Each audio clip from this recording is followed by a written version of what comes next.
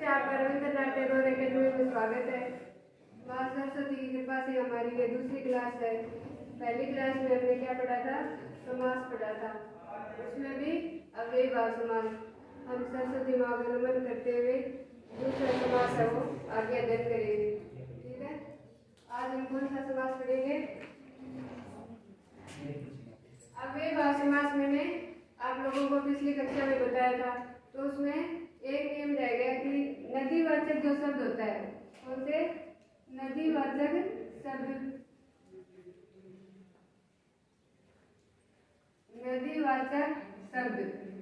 और ऋषि मुनि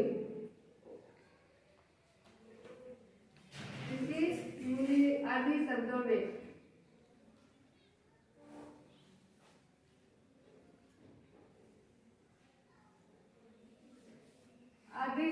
के आगे अगर संख्या हो, ठीक है ना, संख्यावाचक शब्द में वैसे क्या होता है? द्विगु समास होता है।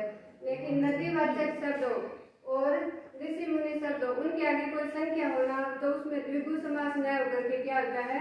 अव्ययीभाव समास होता है। जैसे देखो, नदीवाचक शब्दों के साथ संख्यावाचक शब्द आने पर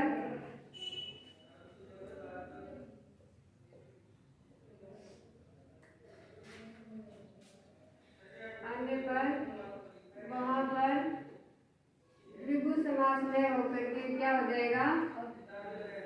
अव्ययीभाव समास न होकर अव्ययीभाव समास हो जाएगा।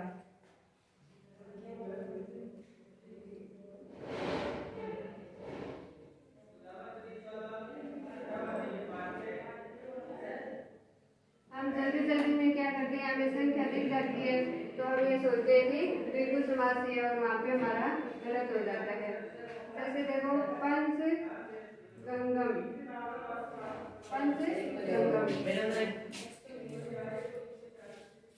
पंचगंगम का क्या हो जाएगा? पंचानाम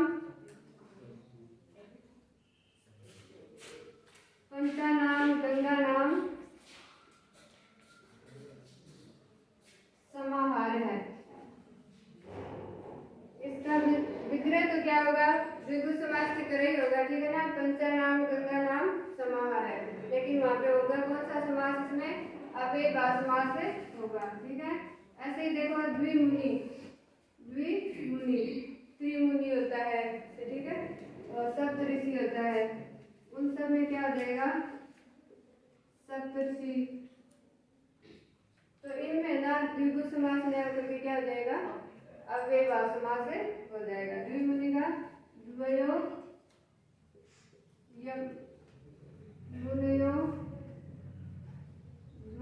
मुनयो समाहार है। द्वयो क्योंकि द्विवचन है, इसलिए द्वयो मुनयो समाहार है। समझ में आ गई? अव्ययीभाव समास की जो नदीवाचक शब्द है और ऋषि और मुनि आदि शब्दों के आगे संख्या लग जाए तो वहां पर क्या हो जाता है? अव्ययीभाव समास हो जाता है। अब हम आगे पढ़ेंगे तत्पुरुष समास। कौन सा समास है? तत्पुरुष समास। तत्पुरुष समास में उत्तर पद प्रधान होता है। कौन सा पद होगा? उत्तर पद, ठीक है। तत्पुरुष समास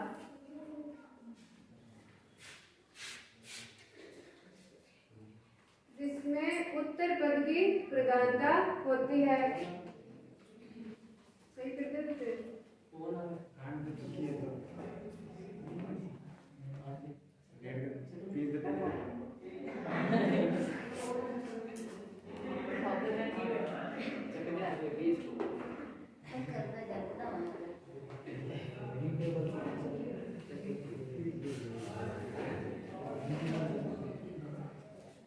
तत्पुरुष समास में क्या होता है? उत्तर पद की प्रधानता होती है। अव्ययीभाव समास में क्या पढ़ा था? प्रथम पद की प्रधानता थी, और तत्पुरुष समास में उत्तर पद की प्रधानता होती है, ठीक है। और दूसरा पद क्या होता है? संज्ञा होता है। जैसे देखो राज्य है पुरुष है, राज्य है पुरुष है, पुरुष किसका है? राजा का, ठीक है, राजा का शरीर, ठीक है। अब इसमें ये आ जाएगी राज्य पुरुष है हत्या है, राज्य पुरुष है हत्या है, तो इसमें राज पुरुष है वो मारा गया, तो इसमें मारा कौन गया? राजा नहीं मारा गया, कौन मारा गया? पुरुष, राजा का पुरुष मारा गया, इसलिए इसमें उत्तर पद की प्रधानता होती है, ठीक है ना। राज्य पुरुष है, इसका समस्त पद क्या हो जाएगा? राज पुरुष है,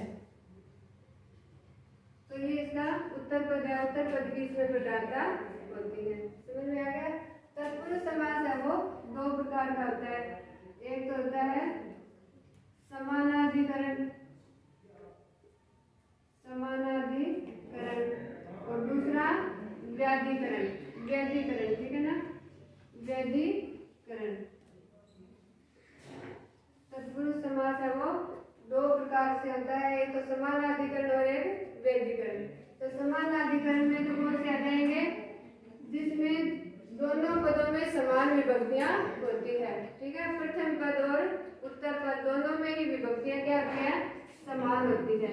तो इसमें कौन से आ जाएंगे? कर्मधारय समास, ठीक है, और दूसरा कौन सा आ जाएगा? द्विगु समास। समानाधिकरण में कौन से आ जाएंगे? कर्मधारय और द्विगु समास, ठीक है। और व्यतिकरण है, व्यतिकरण में मतलब विभक्तियों का लोप होता है, उन विभक्तियों के अनुसार अलग अलग विभक्तियों से ये समास होता है, जिसमें विभक्तियां समान नहीं होकर क्या होती है? अलग अलग होती है। तो इसमें द्वितीय से लेकर के द्वितीय विभक्ति से लेकर के हमारे पास सप्तमी विभक्ति तक, जैसे द्वितीय विभक्ति है उत्तर पद में तो क्या हो जाएगा? द्वितीय तत्पुरुष, तृतीय विभक्ति है तो तृतीय तत्पुरुष, चतुर्थी है तो चतुर्थी तत्पुरुष, इस तरह से द्वितीय विभक्ति से लेकर के सप्तमी विभक्ति तक ये तत्पुरुष समास होता है।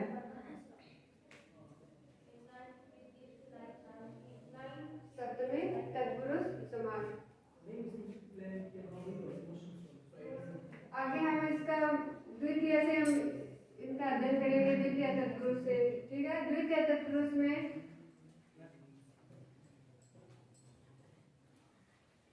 देखो किस तरह से कुछ शब्द आते हैं सिलेक्टेड, उनके अंदर क्या लगती है? द्वितीय तत्पुरुष समास है वो लगता है। द्वितीय तत्पुरुष समास, इसमें देखो कुछ शब्द है जैसे श्रित, पतित, आश्रित, ठीक है, आपन, गतः, ये शब्द हमें क्या मिलेंगे? पीछे मतलब समस्त पद के पीछे हमें मिलेंगे, तो उनमें हमें क्या कर देना है? द्वितीय विभक्ति कर देंगे। जैसे देखो ग्राम गता है, ठीक है, ग्राम गता है, इसका क्या हो जाएगा? ग्रामम गता है, ग्रामम गता है, गांव को गया हुआ, ठीक है। अगला उदाहरण देखो, कृष्णाश्रित है, कृष्णाश्रित है, मिल गया ना हमें? कृष्ण है, कृष्णम आश्रित है, क्या हो जाएगा? कृष्णम आश्रित है, कृष्ण के ऊपर आश्रित। नरक, नरक पतित है, नरक में गिरा हुआ, नरकम पतित है।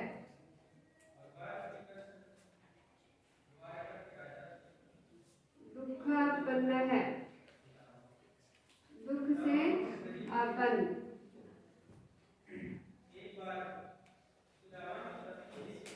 दुख से आपन। इस तरह से ये हमारे पास शब्द है, इनको हमें याद कर लेना है। ये शब्द किसमें आएंगे? द्वितीय तत्पुरुष समास में आएंगे, ठीक है। अगला है हमारा तृतीय तत्पुरुष समास। तृतीय तत्पुरुष समास,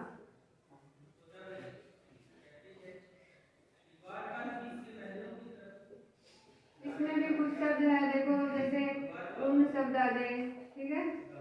उन मतलब क्या क्या कम होता है, ठीक है। और आगे है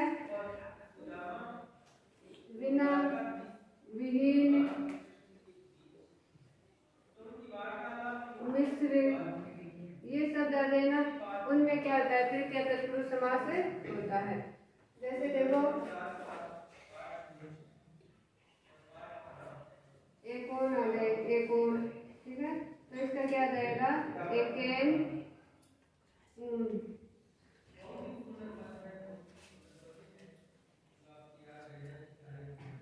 हरिणा, हरित्रात है, हरित्रात का क्या जाएगा, हरिणा, हरिणा त्रात है।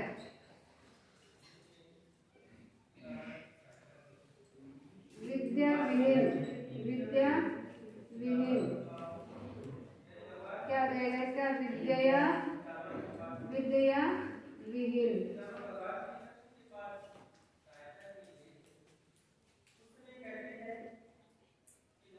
विहीन है। गुड़ मिश्र है, गुड़ मिश्र,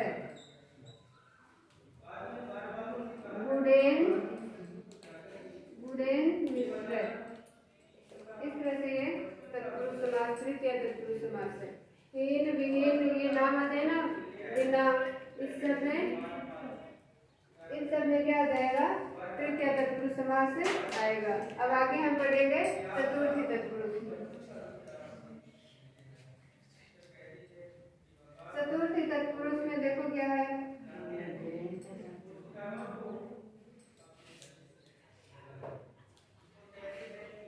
चतुर्थी तत्पुरुष समास।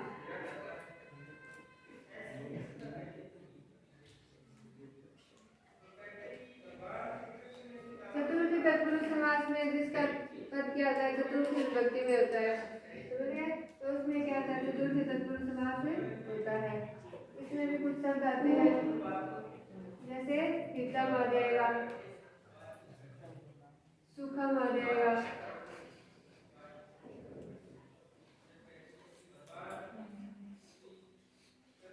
इस तरह से कुछ शब्द आएंगे, ठीक है।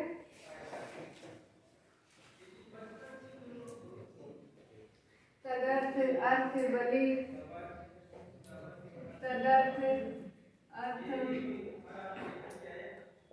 बलि, ये शब्द है वो इन सब में आएंगे। इन शब्दों के साथ में हमें क्या करना है, चतुर्थी तत्पुरुष समास करना है। जैसे देखो गोहितम, गोहितम, इसका क्या जाएगा, गोव्य हितम, गोव्य है हितम, गोव्य हितम, ये चतुर्थी विभक्ति का बहुवचन है, ठीक है। भूत बलि, भूत बलि, भूताय बलि, भूताय भी लिख सकते हैं, भूतेव्य भी लिख सकते हैं, भूताय बलि, भूतों के लिए बलि, के लिए आ रहा है ना, चतुर्थी संप्रदान कारक होता है, तो उसका चिन्ह क्या होता है, के लिए होता है, तो भूतों के लिए बलि, ऐसे क्या है। आगे द्विजार्थम, द्विजार्थम, ठीक है। तो इसका क्या जाएगा, द्विजाय, द्विजाय अर्थम, द्विजाय अर्थ है, द्विजाय समझ आ रहा है क्या। चतुर्थी तत्पुरुष समास में जिसका पहला वाक्य आता है चतुर्थी विभक्ति होता है, इसमें हितम, सुखम, तदर्थम, बलि, ये शब्द है वो सेकंड होते हैं, इनमें क्या आता है, चतुर्थी विभक्ति समास होता है। जैसे पाकशाला का देखो, पाकशाला, तो क्या देगा, तो पकाए, पकाए शाला, पकाने के लिए शाला, ठीक है। अब अगला देखो पंचमी तत्पुरुष समास, पंचमी तत्पुरुष समास, जिसमें पंचमी विभक्ति का प्रयोग हो, वो कौन सी होती है, पंचमी तत्पुरुष समास से होता है। इसमें व और रक्षा के योग में भी धातु, रक्ष धातु या फिर त्राण धातु, त्राण धातु में से ठीक है। धातु के योग में पंचमी विभक्ति तत्पुरुष समास होता है। धातु के योग में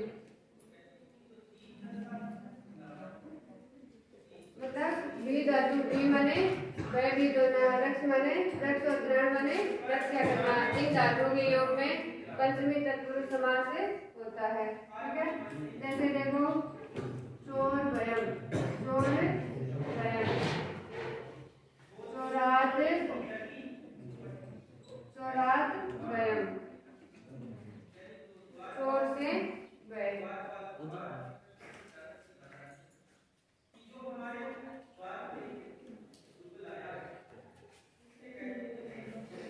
सिंहाद्वीत है, सिंहाद, सिंहाद बीती, सिंह बीती मतलब सिंहाद बीती। व्याघ्र बीती, व्याघ्र, व्याघ्र बीत है, क्या देगा?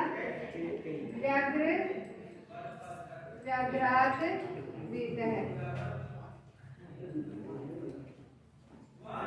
व्याघ्रात बीत है।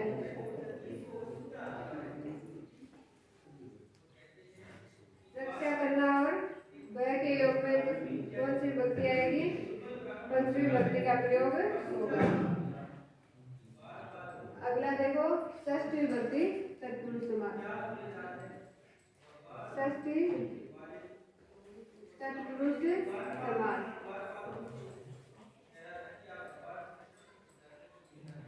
जिसमें षष्ठी विभक्ति का प्रयोग होता है वो कौन सी विभक्ति होती है? षष्ठी तत्पुरुष समास होता है। जैसे राज्य पुरुष है, इसमें संबंध दिखाया जाता है एक दूसरे का। ठीक है, राज्य पुरुष है, क्या देगा? राज पुरुष है, राज पुरुष है।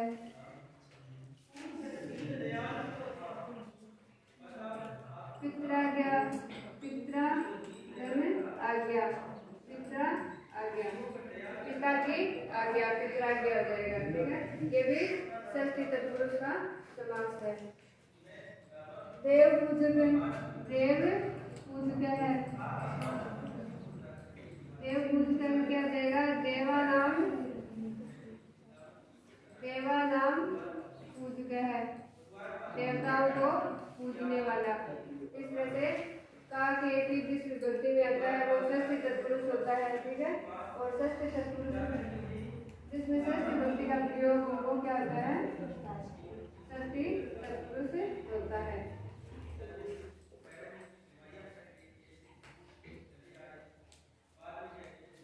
कुसुमावली, कुसुमावली क्या देगा? कुसुमा नाम है,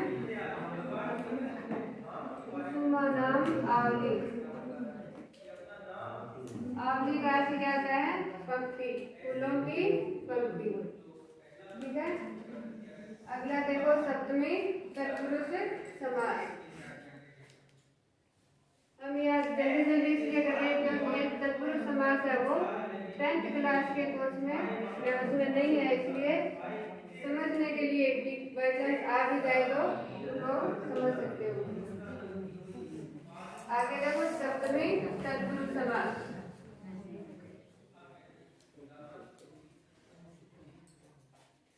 सप्तमी तत्पुरुष समास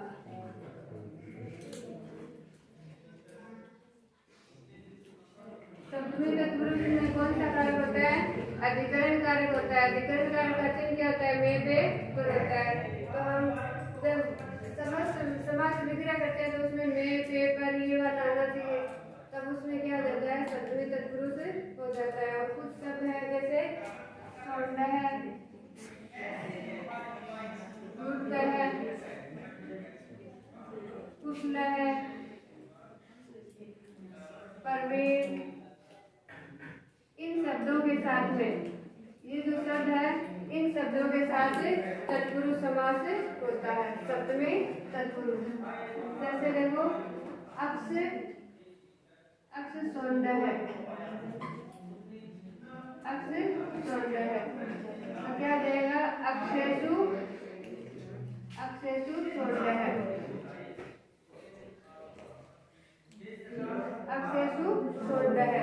मतलब जुए में चतुर। सोलह का मतलब क्या होता है? चतुर होता है, जुए में चतुर। ठीक है। अक्ष ढूंढता है, अक्ष ढूंढता है, तो ये हो जाएगा अक्षेषु, अक्षेषु ढूंढता है, अक्षेषु ढूंढता है। अगला देखो, कार्य कुशल, कार्य कुशल, कार्य में कुशल, तो सप्तमी विभक्ति लग जाएगी कार्य, कार्य कुशल है, कार्य में कुशल। निपुण, प्रवीण, ये भी शब्द सप्तमी तत्पुरुष में ही आते हैं। ठीक है। न्याय पंडित है, न्याय पंडित है, क्या हो जाएगा इसका? न्याय, न्याय पंडित है, न्याय पंडित है, न्याय में पंडित। इस तरह से ये हमारे द्वितीय से लेकर के सप्तमी तत्पुरुष समास तक हमने कर लिए हैं। तत्पुरुष समास हमारा जो व्याधिकरण था वो हमारा कंप्लीट हो गया है। अब हम समानाधिकरण में कर्मधारय तत्पुरुष है वो करेंगे, और कर्मधारय समास आपके कोर्स में भी है। ठीक है, 10th क्लास के, तो उसको अच्छे से समझोगे। कर्मधारय समास,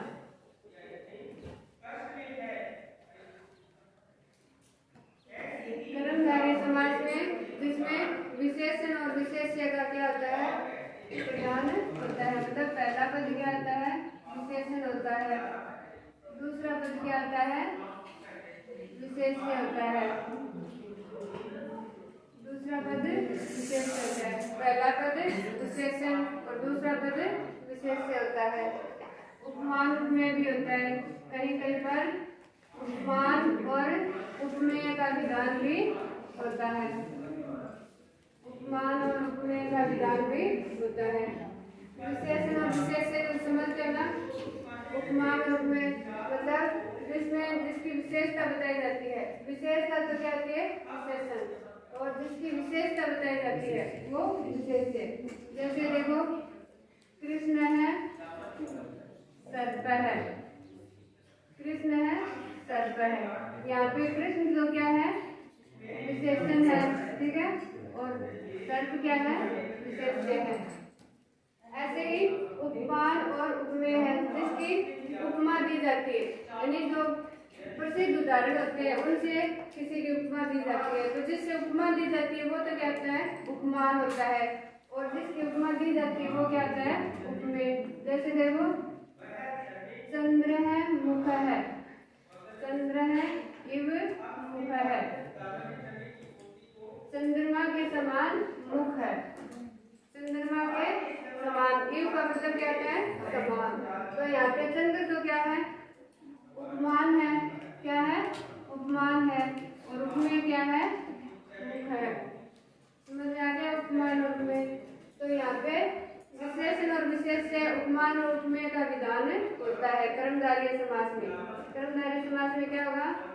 विशेषण और विशेष्य का विधान होता है। या फिर ऐसे कर लो कि प्रथम पद क्या होता है? विशेषण होता है, और द्वितीय पद क्या होगा? विशेष्य होगा। प्रथम पद उपमान होगा, द्वितीय पद उपमेय होगा। इसका विग्रह करते समय हमें क्या करना होता है? देखो, इसमें हमें च असो, च असो, ये तो हमें पुल्लिंग में लगाते हैं। कोई पुल्लिंग का शब्द हो तो उसमें क्या लगाते हैं? च असो। नपुंसकलिंग का शब्द हो उसमें क्या लगाते हैं? तत्। ठीक है, नपुंसक लिंग। और स्त्रीलिंग का शब्द हो तो च असा, च असा, ये शब्द हम लगाते हैं। इन शब्दों को दोनों पदों के बीच में लगा करके विग्रह किया जाता है। अगर तुम लोग